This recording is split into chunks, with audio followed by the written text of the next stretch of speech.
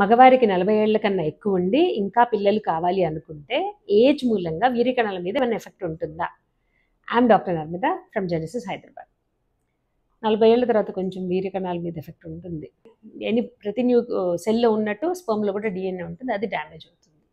అందరికి అవుతుందా అంటే అవుతుంది, కొంచెం అవుతుంది.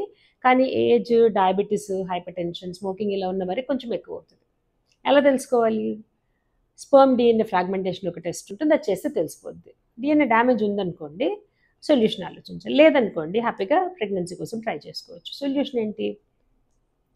ఈ డ్యామేజ్ ఉన్న స్పర్మ్ అన్నింటినీ ఒక కిట్లో పెడతారు. బాటమ్ లేయర్లో పెడితే మైక్రోఫ్లూయిడిక్స్ అని ఒక కిట్ ఉంటుంది. ఫిల్టర్ అయిపోయి మంచి స్పర్మ్స్ బయటకు వస్తాయి.